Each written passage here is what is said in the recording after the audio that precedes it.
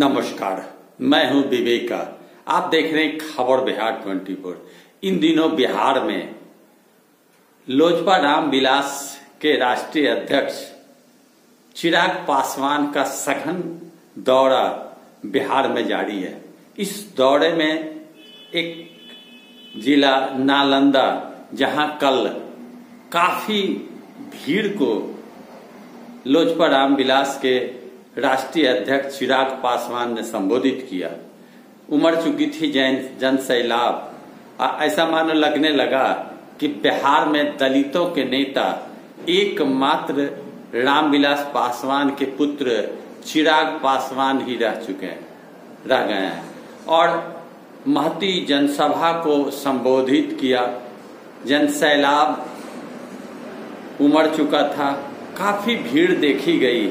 चिराग पासवान भी घंटों संबोधन किया और उधर लोजपा पशुपति पारस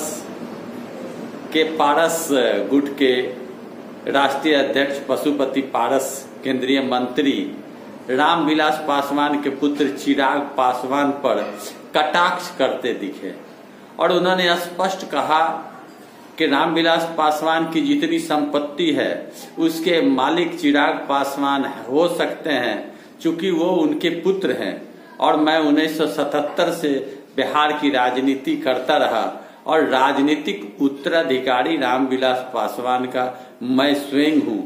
चिराग पासवान नहीं है नेता दलितों का नेता मैं स्वयं हूँ। मैं ही रामविलास का उत्तराधिकारी हूँ। अब चिराग पासवान और पशुपति पारस चाचा भतीजा के बीच फिर एक बार तानातानी शुरू हो गई और ठन गई है। उधर चिराग पासवान से जब संवाददाता ने पूछा तो चिराग पासवान ने स्पष्ट किया, मैं पिछले 2 साल के दरमियान कभी भी रामविलास पासवान के छोटे भाई पशुपति पारस के खिलाफ स्टेटमेंट नहीं दिया हूं और ना ही उनके विरुद्ध मैं बोलने का कोशिश किया। मैं गरिमा और मर्यादा के साथ पिता के नाम के सहारे राजनीति कर रहा हूं। मुझे अपने चाचा से कोई बैर नहीं है, लेकिन मेरे चाचा अगर इस तरह की बात करते हैं और वो आरोप लगाते हैं और वो अगर उत्तराधिकारी अपने आप को समझते हैं तो उनकी मन की बात वही जाने। यानी कि आप कह सकते हैं कि लोजपा रामविलास पासवान के मरने के बाद 2 भाग में बट गई और चुनाव आयोग ने दोनों पार्ट को अलग अलग करके लोजपा रामविलास और लोजपा पारस गुट बनाकर दोनों ही चाचा भतीजा के हाथ में सौंप दिया। अब आपाधापी है, चूंकि 24 का चुनाव सामने है और कौन कितना आगे, कौन दलित के नेता, कौन किस पर भारी, यह आपाधापी चल रही है। और इस आपाधापी में अगर जन समर्थन की बात करी जाए तो भारी मात्रा में नालंदा में जन समर्थन चिराग पासवान के साथ देखा गया और चिराग पासवान मानो लोगों के दिल में स्थान बना चुके हैं और रामविलास पासवान के अगर कोई उत्तराधिकारी के रूप में आम जनता के बीच में माने जा रहे हैं तो वो चिराग पासवान।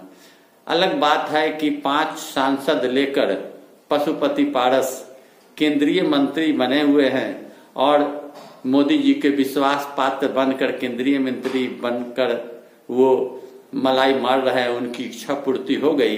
लेकिन जमीनी हकीकत अगर देखी जाए तो दलित नेता के रूप में आज भी चिराग पासवान की पहचान अधिक से अधिक देखी जा रही है। तो दोस्तों, यह चाचा भतीजा का लड़ाई चलता रहेगा। चुनावी माहौल है, अगले साल चुनाव होनी है। अभी से ही चुनाव की तैयारी हो चुकी है, आरोप प्रत्यारोप का दौर जारी है।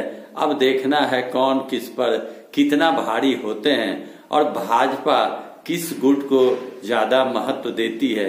चूंकि चिराग पासवान भी अपने को भाजपा के हनुमान ही मानकर चलते हैं। इस भागम भाग और अपना बनने के चक्कर में किसे लाभ किसे नुकसान होगा वह तो वक्त रहते ही पता चलेगा।